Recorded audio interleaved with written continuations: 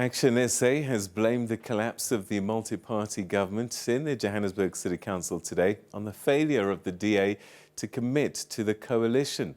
This comes after Mpho Phalatse was ousted as executive mayor of the City of Johannesburg in a motion of no confidence. 140 councillors voted for the motion, whilst 129 voted against it. The motion was tabled by three parties: the African Transformation Movement, the African Independent Congress and Al-Jamah-Ah party.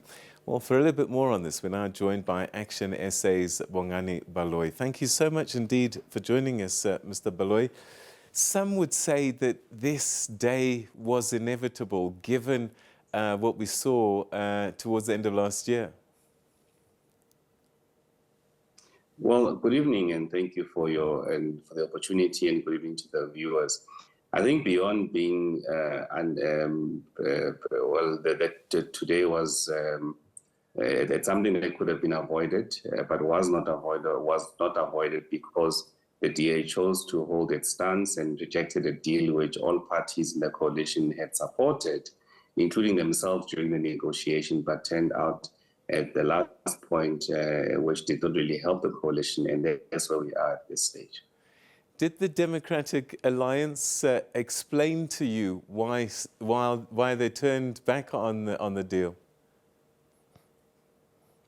Well, the Democratic Alliance's explanation was that they felt that the Patriotic Alliance in their past administration, whom led the Department of Economic Development, had committed a number of transgressions, and that there was issues of malfeasance committed by them.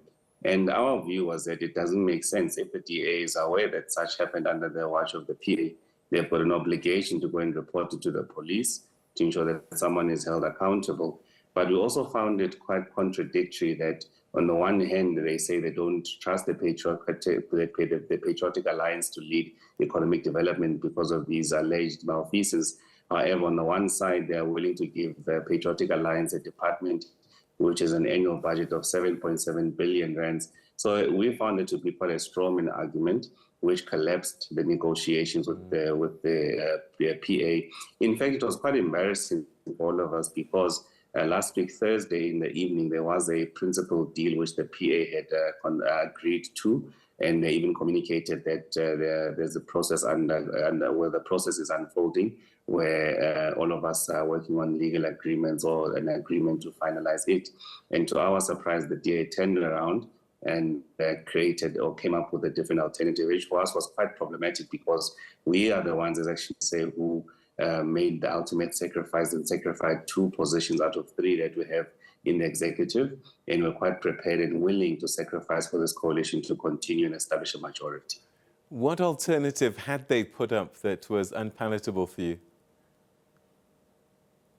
Well, initially they said they don't want the PA to get the portfolio of economic development, and therefore went back to the PA with an alternative proposal. And they also excluded Ekurhuleni into the mix while the PA wanted to have a conversation about the 2 metros, which is Johannesburg and Ekurhuleni. We understood the DA's reasons because we've got no interest in Ekurhuleni, but felt that let's do everything possible to secure and save Johannesburg and ensure that this coalition can continue. And subsequently, they then offered the PA the position of transport, which is held by ourselves, which we have committed to forego to the PA, and the second one was on the social development, which the PA had rejected. But beyond the PA's rejection was the conduct of the DA and how they can just cast aspersions about people you need to form a coalition. And unfortunately, the fact of reality is that the local government elections in 2021 delivered a result where there's no one who won majority, and as a direct consequence, forces us to find each other and work with each other to create stability in the city. And unfortunately, big parties that perceive themselves as big carry this attitude into negotiations and frustration for everybody. And that's how we get to a stage where the DA has purposely and intentionally abandoned their mayor and created a situation where such emotion of no confidence was actually successful. I'm not sure if you've had an opportunity to talk to her, but do you get a sense that Dr. Phalatse is feeling a little bit betrayed and let down by her own party? Well, if I was her, I would definitely feel betrayed and let down by my party.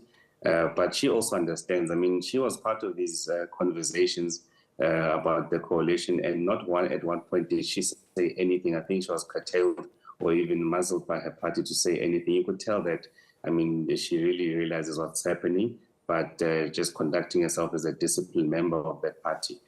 But she knew that this is coming. It's unfortunate for her because she's a sterling public servant, and we really appreciate and thank her for her service to City of Johannesburg residents and the amount of good work and achievements that the multi-party has made under leadership in a very short space of time. What are the likely consequences of what's just happened in your view? Look, I think from City of Johannesburg, obviously now the city goes back into uncertainty and instability. And I think it's important that the new executive is elected and they continue with the business of the day and that they prioritize the needs of the residents and ensure that the service delivery and that this city continues to become a city that can govern and deliver services for those who need and who depend on government services. I also think that the immediate consequences obviously are concern on many South Africans' minds about the sustainability and stability of coalitions, because this prospect of coalitions is going to be something that remains with us for the foreseeable future. And I really think this does not add confidence in people because they don't want a government that's forever in changing, that's starting and stopping. And every time a new executive comes in, there's a re-articulation or a new articulation of priorities, which really destabilizes the city's planning, the city's ability to budget long-term and to be able to deliver these services. So I really think that we need to find a way of stabilizing coalition by the time we get to 2024, because we can't have a situation where we've got a president every 6 weeks or every 6 months. There has to be stability, and ultimately we need to introduce some legal instruments or laws that ensures stability and makes it difficult for this uncertainty and fluidity to persist. Could one of those instruments be limiting the number of times you can call for a vote of no confidence? I think Johannesburg is quite unique in that respect. Look, I really think one of those should be considering to ensure that any coalition agreement becomes an order of court, which makes it difficult for anybody to just simply walk out of there and not adhere to an agreement that has been signed and continue. So I really think that we should, over and above many others, but I think making it an order of court is something we need to strongly consider. That's outside of any legislation the government, from COPTA perspective, might introduce to try and stabilize this. And I really think some of these agreements should be standardized and ensure that they're within the ambit of the law. So it's not just politicians negotiating by themselves in the dark, and people don't understand what is being negotiated and what is the basis. Is it the interest of the cities, or is it positions, or is it just persisting in a criminal network that's not going to yield anything? So where does this leave your coalition now and your relationship with the Democratic Alliance? In Johannesburg, there is no coalition. When the mayor was voted out, they had effectively collapsed the coalition because there's nothing to coalesce around now. So tomorrow, when there's a nomination of speaker candidate, Action SA is going to nominate its own candidate. Because it's a secret vote, we hope to also get some votes from other people and some within the DA as well who've expressed, shock from how the party has managed this matter and are actively looking for another way. So we're going to nominate our own person. In the city of Tshwane, we still are in a coalition with the DA. All right, and that's where we'll leave it for tonight. Thanks very much indeed for giving us some insights and some perspective. Thank you for your time. Thank you so much. Good night. All right, good night. All right, that's Action SA's Bongani Baloyi saying that the Democratic Alliance reneged on its word, turning back on an agreement that was made in principle that would have saved Mpho Phalatse's mayorship. But now that's all done with. She's left her job.